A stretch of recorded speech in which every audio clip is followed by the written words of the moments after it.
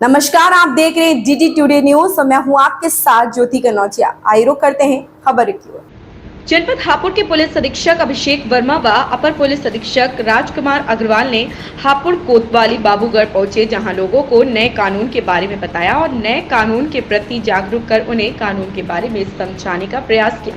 इस दौरान बड़े ही ध्यान से क्षेत्र वासियों ने एसपी और एसएसपी की बातों को सुना।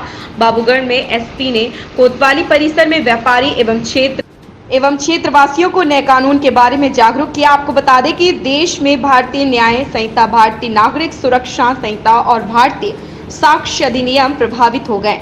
उन्होंने कहा, ये नियम कानून अंग्रेजों के जमाने से चले आ रहे हैं। आईपीसी यानी भारतीय दंड संहिता, दंड प्रक्रिया संहिता 1872 के भारतीय साक्ष्य अधिनियम की जगह ली है। भारतीय दंड संहिता से लेकर न्याय संहिता तक में बदलाव किए गए हैं। जब भारतीय न्याय संहिता, भारतीय नागरिक सुरक्षा संहिता, भारतीय साक्ष्य अधिनियम के तहत नई व्यवस्था आगे बढ़ेगी। इस दौरान हापुड़ के यहाँ पर पुलिस अधीक्षक राजकुमार अग्रवाल का कहना है कि लोग इसे अच्छी तरह से समझेंगे। पुलिस अधीक्षक ने कहा कि सभी को व्हाट्सएप के जरिए, सोशल मीडिया के जरिए बताया जाएगा। थाना बाबूगढ़ प्रभारी विजय कुमार गुप्ता ने बताया सभी नए कानून का पालन करेंगे और उन्होंने एसएसपी को बुके देकर सम्मानित भी किया। थाना बाबूगढ़ को दुल्हन की तरह सजाया गया था। आज जो कानून लागू हुए हैं तो कौन से कानून हैं और किस समय से लागू होने जा रहे हैं?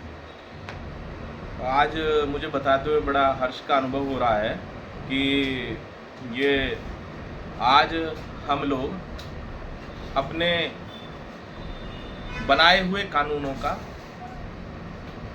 उपयोग कर पाएंगे।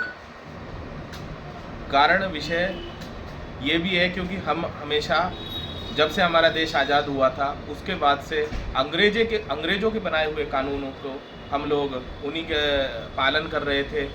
लेकिन आज बड़ा सुंदर अनुभव हो रहा है कि 2014 की ये मोदी जी की गवर्नमेंट, जो तीसरी बार जो मोदी जी की सरकार आई है, इसने अपनी कानून, न्याय प्रणाली, दंड संहिता लागू करी है और उसके हिसाब से हम लोग भारतवर्ष में अच्छा शासन चल पाएगा। जैसे कि आज एक समाज सेवी हैं, तो क्या कहना चाहेंगे लोगों से कानून जो आज लागू हुए हैं? अब जब मोदी जी की सरकार ने देश के लिए एक अच्छा कानून का निर्माण करा है, एक अच्छा दंड संहिता बनाई है, तो मैं तो यही कहना चाहूँगा कि जितना हो सके कानून का पालन करना चाहिए। और कई बार जो है अगर मुद्दों को बात करके आपसी सहमति से सुलझाया जा सकता है तो उसे सुलझा लिया जाए और वो जहाँ तक है ना जा पाए, कहीं थाने में, कोर्ट में, कचहरी में ना जा पाए और आसानी से सुलझ जाए। दो लोग बैठ के बीच में बात कर लें और नहीं तो समाज के कुछ लोग हैं वो उसको पालन करा लें, तो उससे अनुभव बड़ा अच्छा होता है। आज जो नए कानून लागू किए गए हैं तो पब्लिक को कितनी राहत मिलेगी और कितनी जानकारियां पब्लिक तक पहुंच पाएंगी? जो भारतीय संसद के द्वारा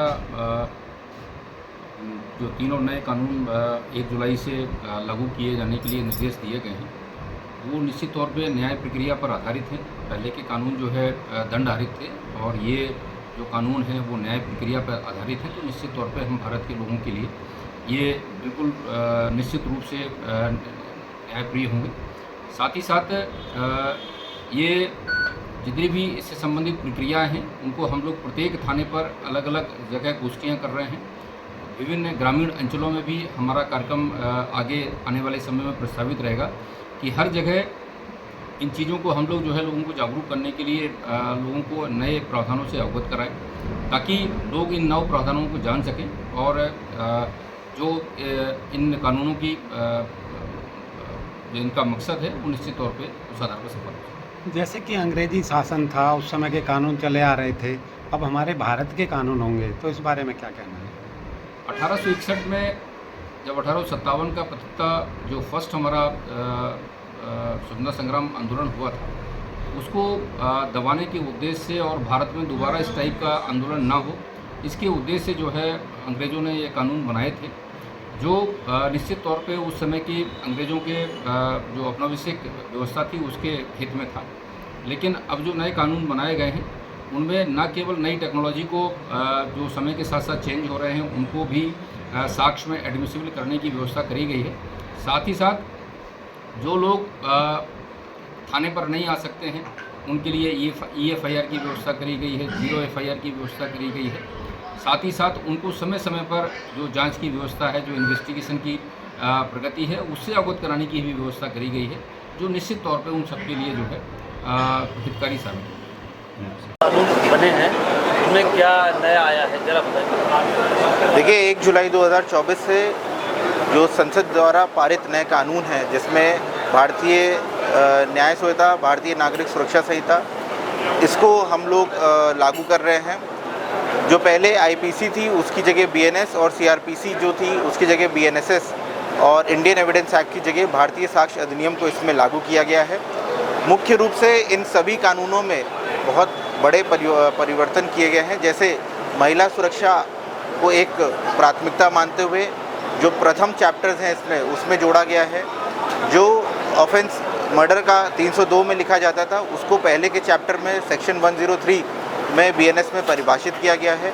इसके साथ साथ ऑर्गेनाइज्ड क्राइम को इसमें परिभाषित किया गया है, टेररिज्म एक्टिविटी को इसमें परिभाषित किया गया है और सबसे बड़ी बात इसमें फॉरेंसिक एविडेंसेस को परिभाषित किया गया है और कंपलसरी किया गया है। ऐसे कोई भी कांड होता है जिसमें 7 साल के ऊपर की सज़ा का प्राविधान है, ऐसा कोई भी अपराध होता है, उन सभी मामलों में फॉरेंसिक एविडेंसेस को कंपलसरी किया गया है।